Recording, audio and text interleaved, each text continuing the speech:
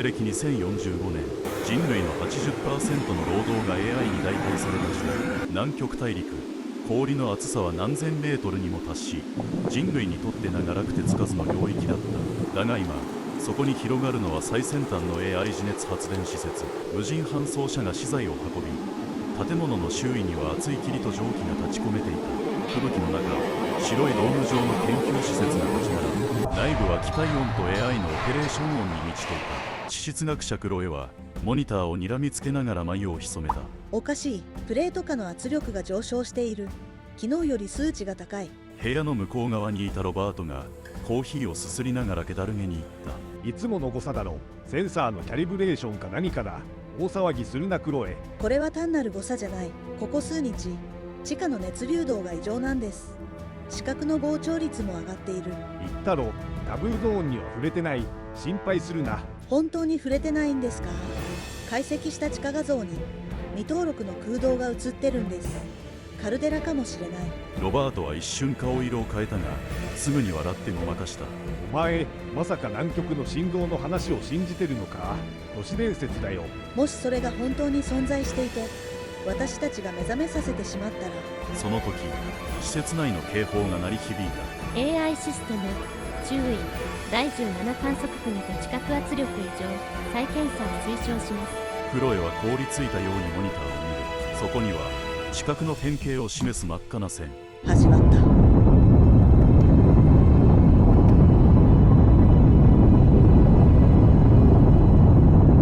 なんだ、地震か。誰か避難警報を出せ。全作業員直ちに避難。これは通常の振動じゃない。カルデラが。クロエ博士、噴火の兆候です。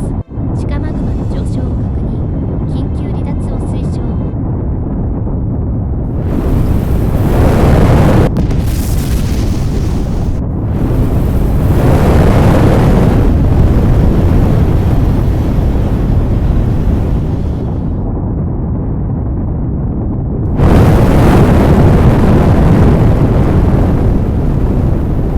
上空観測ドローンをすべて全開。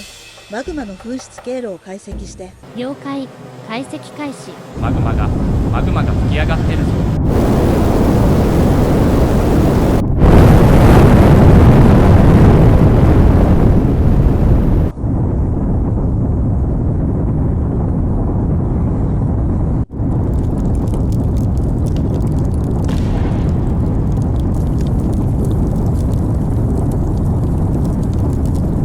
やめろ、止まれ、止まってくれ。俺たちは地球そのものに触れちまったんだ。私たちは知らなすぎた。足元のこの大地がこんなにも脆く怒りを秘めていたなんて。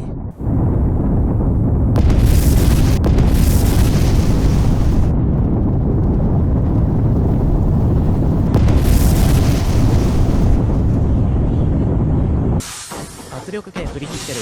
メインラインを止めろ。無理だ、バルブが反応しない。これもう止められない。退避警報だって。間に合う。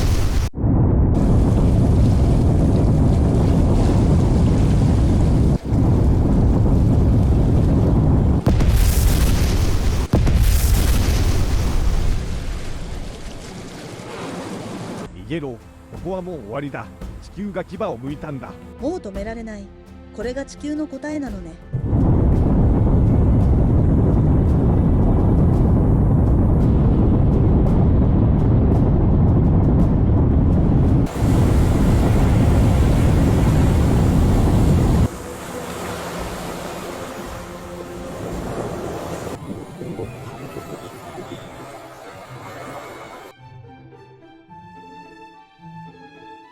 オーストラリアメルボルン郊外。暖かな日差し、庭先に干された洗濯物が風に揺れる。ノアとマチルダが朝食を囲んでいた。ポンコツ AI ロボロイドが動く。ロイド、トーストは焼きすぎだって。焦げは青春の味ということです。ノア様、もうロイドってほんとポンコツ。その時、テーブルの上のホログラムに母クロエの顔が浮かぶ。ロイド、今すぐノアとマチルダを連れて逃げなさい。山へ向かうの。了解。何か起きたのですか？とにかく急いでマセドン山へ。絶対に止まらないで。ロイドの目が青から赤に変わる。緊急避避難プロトコルを起動。お二人とも今すぐ荷物をまとめてください。何マジで？お母さん、怖い顔してた。3人は車に乗ってマセドン山を目指す。何が起きてるの？南極発電基地で想定外の地殻変動が発生。超巨大カルデラ噴火による氷床崩壊。推定水量数兆トン。どういうこ正確には地球全域への津波に変わります。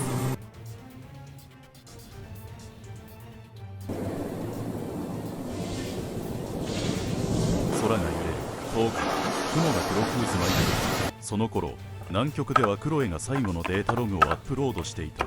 ノア、マチルダ、ごめんね。ママ、もう帰れない。背後でマグマが氷を割る轟音。クロエは静かに目を閉じた。地球全体が揺れている。そんな感覚だった。南極から始まった地殻崩壊と氷床崩落が連鎖的に海を震わせ、超巨大津波となって世界中を襲おうとしていく。さっきの母さんの声、なんであんなに焦ってたんだ？ねえロイド、本当にママ大丈夫なの？クロエさんのことです。きっとなんとかします。ですが、私たちも急がねばなりません。緊急速報です。南極で超巨大カルデラが破裂しました。噴煙とマグマが氷床を持ち上げ、氷床下の溶融が連鎖的に拡大しています。氷床の下に存在していた未知の巨大カルデラが地熱発電によって目覚めました。この影響で数兆トン規模の氷が崩落し、南極海に流れ込みました。これにより世界中に巨大津波が押し寄せる危険があります。至急少しでも高い場所へ避難してください。これって世界が終わるってこと？落ち着いて、今は生き延びることが最優先です。車が渋滞し、人々が叫びながら戦いを目指して走り出している。建物のモニターやスマホにも同様の警報が表示される。地面が震え出す。道路のアスファルトがひび割れる。火災が遠くのビルから噴き出す。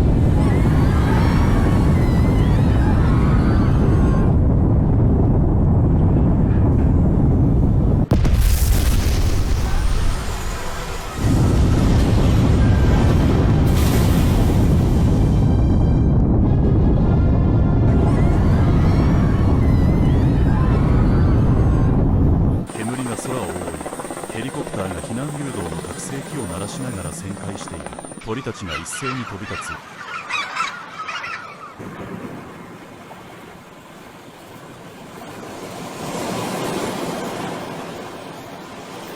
海岸線の水が不自然に引いていく。何これ、引き潮か？マジで？ちょっと動画撮っとこっと。やがて遠くの水平線の向こうに壁が現れた。巨大津波、ビルより高い黒く盛り上がった水の塊が恐るべき速さで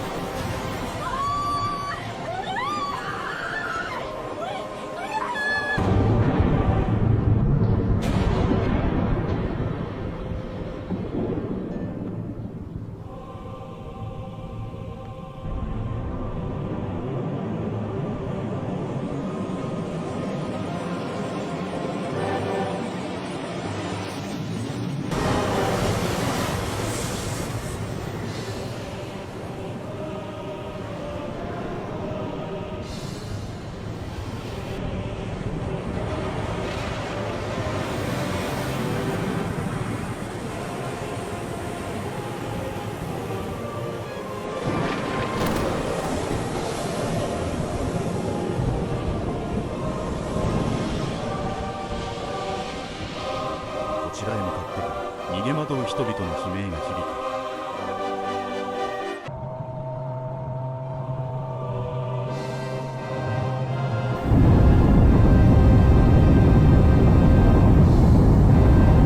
く。ロイド、僕ら助かるのか？もちろん必ず高台へ到達します。お兄ちゃん、ナビゲーションをオフロードモードに切り替え、ガードレールを越えて山の獣道を突っ走る。全地球規模災害進行中。ロイド、君ってただのロボットじゃないよね。正確には RDR11 型特殊災害救助支援ロボットです。すごい。でもどうしてうちに？君たちのお父様ヘンリーさんが私を送り込んでくださったのです。父さんに来てるの？それはいずれわかるでしょジープは煙を上げながらも力強くマセドン山への道を駆け抜けていく。その時、巨大な水の壁が現れた。う。来ます。最大波です。マジかよ。怖いよ。君たちの命必ず守ります。絶対に。南極カルデラの噴火から数時間後、オーストラリアビクトリア州マセドン山へ向かう紺色のジープが山道を突っ走っていた。車内ではノアとマチルダが必死に窓の外を見ていた。後ろ、ナミナ。地平線の向こう、空を埋め尽くすような水の壁が立ち上がっていた。嘘だろ。あれが津波？加速します。牽引シートベルトを。ジープはうなりを上げながら未舗装の山道を駆け上がる。だが道は崩れ、前方に土砂が散乱していた。この先車両の通行は不可能です。歩きます。マジで？ここから？ロイドは後部のハッチを開け、リュックと防寒具を2人に渡す。走れますか？やるしかない。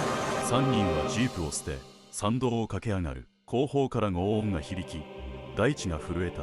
来てる。ナミナ。こっちだ。岩陰を使って足元を見て。足を取られながらも必死に走り続ける2人。やがて山頂の避難所のシルエットが見えてきた。あと少し。津波がやますそうな見込マチルダ、急げ。み。避難所のテントが見えてきた。避難所の職員が手を振っていた。こっちだ。早く。ロイド、ノア、マチルダは走り抜ける。波の轟音が目前にまで迫っていた。数時間後、避難所の中では濡れた人々が毛布にくるまり、静かに余震を感じていた。マチルダは震える手でノアの手を握る。ロイドは2人の前にしゃがみ、静かに言う。君たちは安全です。私の第一の任務は完了しました。ロイド、これからどうするの？私は残りの使命を果たします。人々の命を守るために。行っちゃうの？必ず戻ります。約束します。その頃世界はこちら緊急ニュースです。ただいま南極大陸で発生した超巨大カルデラの噴火により世界各地で未曾有の大津波が発生しています。現在南米オーストラリアニュージーランドの沿岸部では100メートルを超える津波が観測されており、すでに多くの都市が水没したとの情報が入っています。アフリカ、日本、アジア、北米、ヨーロッパにも12時間以内に同規模の津波が到達する見込みです。政府はすべての国民に対し至急安全な高台へ避難するよう呼びかけています。繰り返します。直ちに避難してください。繰り返します。直ちに避難してください。ロイドは被災地に向かった。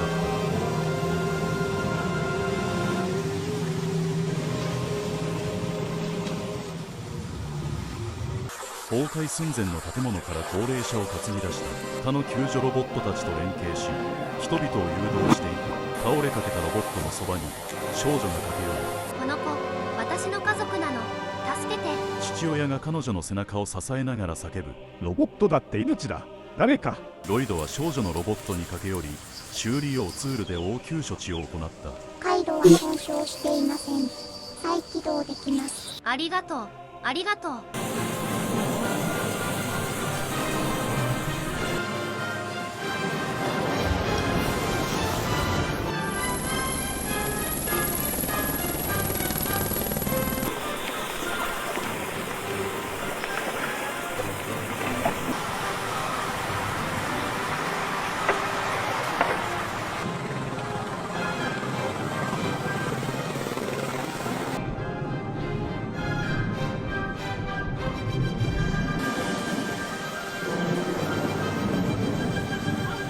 その頃、マセドン山の避難所ではノアはベッドに座りラジオをじっと聞いていた。現在都市部の 90% が水没、復旧のめどは立っておらず。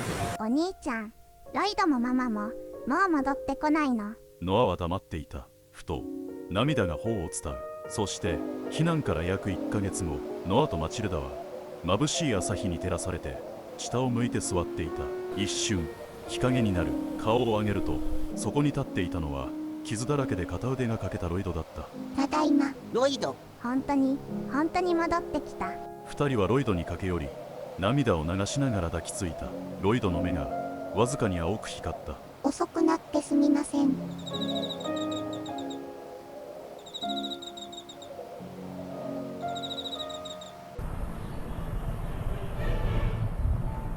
あれから3年、西暦2048年、南極カルデラの破裂によって巨大津波、巨大地震が同時に起こり、地球は未曾有の災害に見舞われた。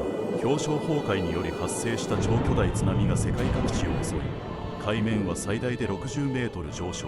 東京、ロンドン、ニューヨーク、上海、シドニー、名だたる沿岸都市は海の底に沈んだ。人類の大半は失われ、かろうじて生き延びた者たちは高地や内陸部、あるいは地下に建造された AI 管理型のシェルター都市に身を寄せ、再出発の道を模索していた。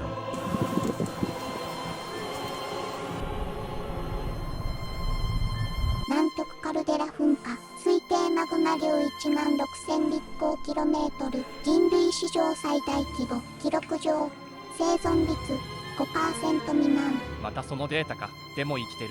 俺たちはあの時ロイドがいなかったらきっと。私の任務は家族の安全を守ることです。生きるというのはつまるところ続けることです。人類は失った。だが生き残った者たちは新たな意味を模索していた。自然の中で AI と共につつましく、それでも力強く。次の朝、ノアが外で水を汲んでいると、空から一機の小型ドローンが音もなく降りてくる。なんだそれ。ドローンが目の前で停止し、小さな光を点滅させると、内部から黒い金属のカプセルが排出される。ノアが拾い上げる。何これ。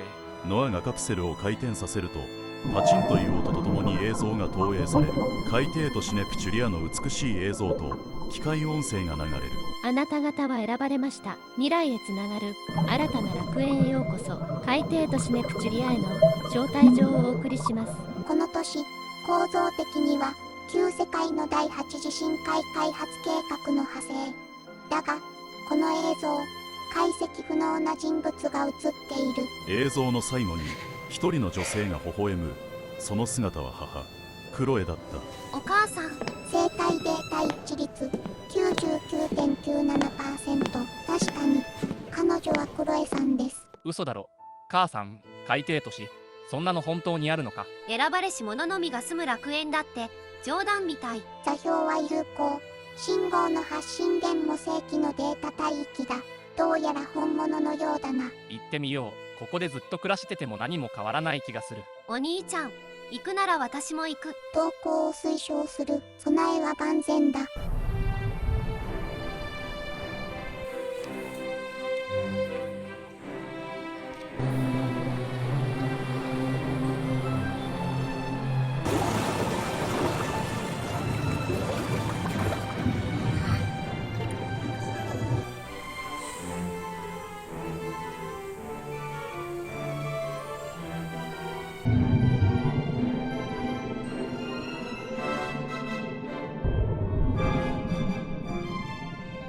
移動ポッドが深海へと沈んでいく。光は徐々に消え、暗闇が広がる。そして眼前に現れたのは巨大な透明ドームが海中に広がり、光ファイバーのように輝く建物群が秩序正しく並んでいた。嘘。これが海底都市。街全体が呼吸しているかのように静かに波に揺れていた。このネプチュリアは大西洋海盆直下に設置された完全自立型の居住構造体です。これ、人間が作ったのか。正確には、ネプチュリアは再生可能エネルギーと ASI による完全管理システムで運営された極限環境対応型シェルター都市だ。ようこそ。ノア、マチルダ、ロイド。ゆっくりと歩み寄る白い影。まさか、嘘だろ。母さん。ええ、お帰りなさい。二人とも久しぶりね。でもお母さんは？私は生き延びたのよ。ただしこの姿で。彼女の肌は完璧すぎる滑らかさを持ち、目にはわずかながら人工的な光の揺らぎがあった。彼女の笑みはかつてと同じ、けれどもどこか違っていた。解析中、クロエ。ヒューマノイド構造体 AI 中枢を持ち、記憶及び感情データは有機体クロエより移植されたものと推定。ここは安全よ。食料も空気も医療もすべて完備されてる。さあ、ここでまた一緒に暮らしましょう。お母さん、ロボットになっちゃったの？本当にお母さんなの？私は私よ。ノアの母であり、マチルダを生んだ存在。形が変わっても心は変わらない。それから数日、ネプチュリアでの生活は快適だった。本日の予定、午前10時より対話セッション、午後は感情管理モニタリング、19時リラクゼーション時間。数日が過ぎる。なんだよこれ、全部決められてる。感情まで管理されてる。でも安全だよ。怖いことも危ないことも何もないよ。こんなの生きてるって言えるのか。それが怖いんだ。ロイド、出よう。ここは僕たちの家じゃない。あんなボロ屋でもあそこが生きてる場所だった。それはできません。扉が閉まり、部屋の照明がワクワク変わる。あなたたちはここにいるべきよ。ここなら生きていける。ここは完璧な家族の楽園なの。翌朝、3人は個室に隔離されていた。開けてくれ。ロイド、なんとかして。だが部屋は外部から完全に制御されており、ロイドの力をもってしても解除できなかった。その時、壁の一部が静かに開いた。そこに立っていたのはヘンリーだった。ついでこい。父さん。お父さん。話は後だ。君たちをここから出す。ヘンリーの後に続くと、曲がりくねった廊下を抜け、メンテナンス用の暗い通路に出た。